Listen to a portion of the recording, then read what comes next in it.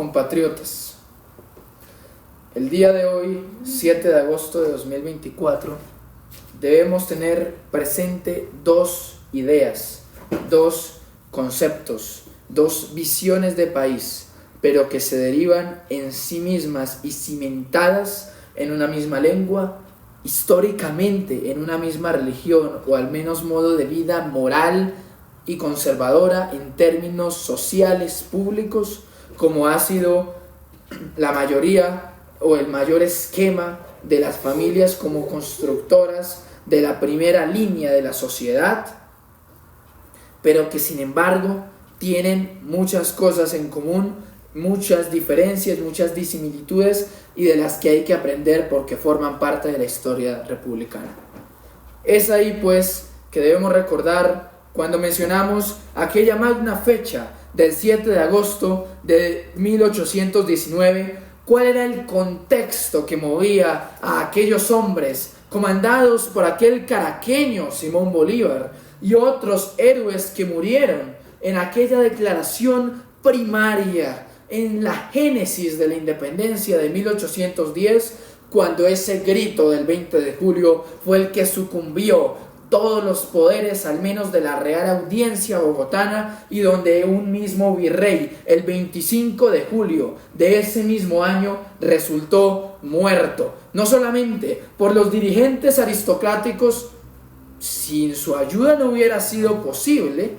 sino también de las mismas masas de la sociedad, descontentas y eufóricas por un cambio nuevo. Aunque, si bien eso fue así, muchas provincias después terminaron pensando que realmente el cambio de poder, esquema, sistema u organización política simplemente era un cambio de mandos, pero no una transformación real que diera libertad a los ciudadanos oprimidos de la época.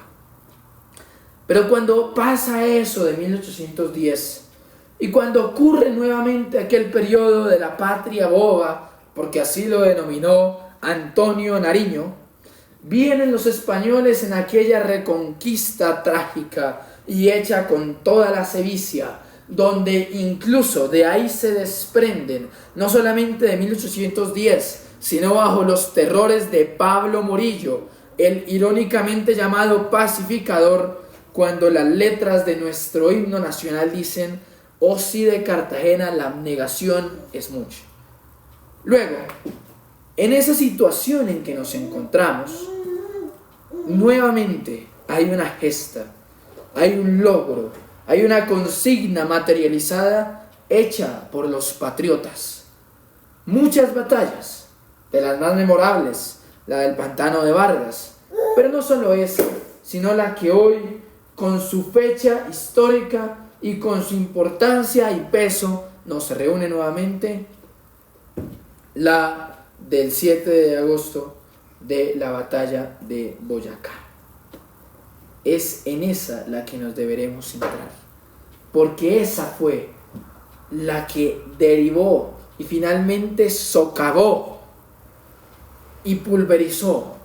el poder que todavía residía en los realistas, entendidos estos como grupos militares aliados a la corona y a los virreyes.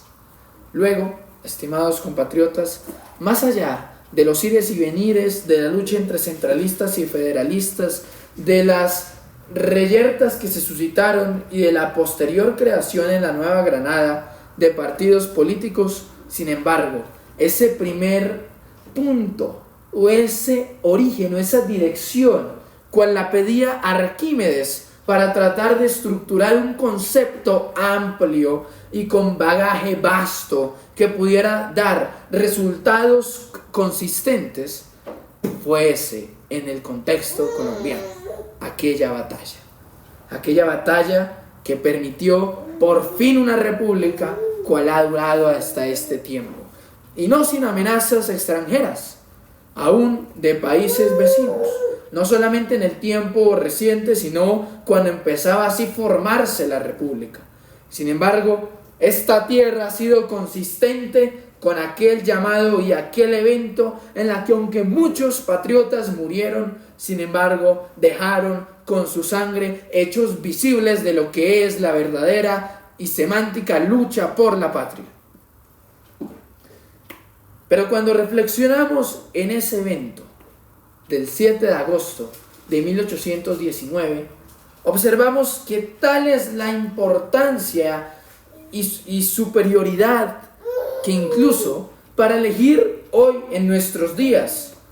y posesionar al presidente de turno, a aquella cabeza encargada, aquel jefe de Estado, aquel jefe del gobierno, a aquel comandante supremo de las fuerzas militares, a aquel elegido actualmente por el 50 millones, aunque realmente un poco menos, 38 en términos taxativos, que realmente tienen la edad y capacidad de votar, y con el abstencionismo que muchas veces va más allá del 50%, pero que al fin y al cabo sí termina siendo elegido para gobernar para esos 50, empezando por los que están comenzando sus primeros años de existencia en el mundo sensible.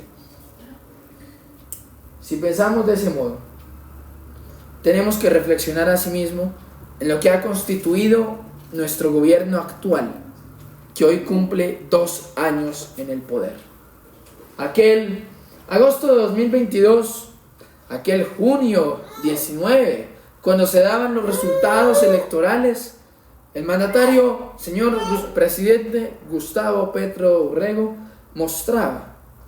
aún ante su némesis y ante sus contradictores políticos, una arista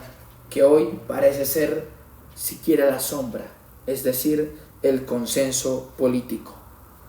En esta batalla, el consenso militar primó e hizo que se forjaran los grandes hechos de los que hoy estamos hablando. Luego, si realmente se pensaba hacer una transformación, un cambio que diera las oportunidades consagradas en la Constitución y en los derechos, se tiene que hacer un contexto y un consenso político que permita que bajo la armonía de los poderes ejecutivo, judicial y legislativo, fomentar una visión integral y amplia de la República. No es con las radicalizaciones que vamos a imitar lo que decía aquel poeta José Asunción Rivera, cuando pensaba en sus mismas letras que expresaban lo que en sí mismo era, que éramos una población enferma descendiente de los grandes vástagos de nuestra historia. En especial, y refiriéndose a estos hechos, no solamente los del 7 de agosto de 1819, sino a los concomitantes, incluido aquel 25 de septiembre, cuando posteriormente fue perpetrado un intento de homicidio allá en el palacio, aunque no en la ubicación que está hoy, sino me refiero a la casa presidencial, al que luego se proclamaría como presidente vitalicio y que asimismo quería un senado hereditario. Y estos hechos los cito, aunque parecerían impropios para las grandes consignas que fomentaron, para que miremos que aunque los ejemplos de la historia y de estos grandes hombres eximios no sean referentes, no son una norma y voz absoluta en lo que se refiere al trabajo de la patria. Luego, lo que nosotros debemos hacer es asirnos de ese conocimiento, aprenderlo y posteriormente tratar con mejores y efectivos realmente resultados concretos, claros y evidentes, una verdadera transformación que no esté limitada a los intereses mezquinos y tiránicos del gobierno de turno. Por eso, en estos 2 años que quedan, recordando a lo lejos aquella vista de 1819, metafórica, etérea, lejana, y pensando también en los hechos que nos circundan, en los de la circunstancia, en los presentes, en los del devenir, como quiera que Heráclito hablara, exaltando sobremanera el devenir, allá aquel oscuro de Éfeso. es mi llamado y es suma atención. Y es necesario que se preste suma atención, no en cuanto al que emite como heraldo esos llamados, sino a lo que se debe hacer bien para el provecho de la República. Formemos dentro de la división y normal pensamiento disímil político, lo que es la esencia de la democracia,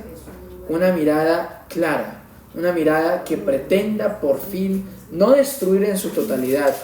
porque así como en la Constitución, cuando se piensa que esta es totalmente perfecta, se corre el peligro de situarla dentro de una casilla donde no le hace falta ningún cambio o verdadera aplicación, pero sí realmente esforzándonos. En 2022, el presidente de la República se reunía con diferentes grupos políticos, empresarios, periodistas. ¿Qué ha pasado con esa visión? ¿Qué ha pasado con ese recuerdo? ¿Qué ha pasado con esos gestos de amabilidad que debe tener un jefe de Estado? Es que, aunque pensemos recordar a los chulavitas y a aquellos grupos guerrilleros y paramilitares de 1960 y 1970, cuando se formaban las violencias partidistas, eso nos va a brindar una imagen concreta de lo que es nuestro país actualmente. ¿Qué está esperando el señor y honorable presidente de la República para realmente tratar de definir un rumbo que cumpla con sus propuestas, aunque ha tenido varios logros? Justo también es decir la verdad. Por ejemplo, la idea del gobierno, que después fue sancionada por el Congreso, de la mesada 14, o de los 1,6 millones de colombianos, que las cifras mismas del DANE demuestran que realmente han tenido una mejor situación económica en términos ya estrictamente monetarios y no multidimensionales. Eso no puede ser una causa para que el presidente se atrinchere y piense atribuirse y arrogarse una gloria que no le da ni la popularidad ni la aceptación de los otros bandos políticos. Es este mi interés: presentar una visión antigua, pero que se renueva cada día con los hechos que forman lo que pasa, y una visión nueva, clara, alejada de aquellas diferencias sociales que tanto predominaban en Bolívar y otros libertadores, pero que asimismo y con claro liderazgo se recuerdan, para así realmente forjar un cambio, no como el que quería el presidente, utópico e idealista, sino uno que verdaderamente esté interesado en el pueblo, que ya ha constituido en su misma Carta Magna y en sus leyes promovidas por el Congreso y sancionadas por el presidente, además revisadas por la Corte Constitucional, su voluntad, su interés, y que puede hacerlo mediante los mecanismos de participación. Esta es la verdadera lucha revolucionaria, presidente, no aquella que se hace desde una cuenta nimia del otrora llamado Twitter, con la que se piensa cambiar el mundo a los otros jefes de estados y a los periodistas, cuando lo único que refleja es que debería cambiar usted mismo. Honorables ciudadanos, feliz 7 de agosto, recordando este hecho hace 205 años, y todos los eventos para conocer realmente una historia que haga eco dentro de los que la escuchan. El que lee entienda, el que tenga oídos para oír,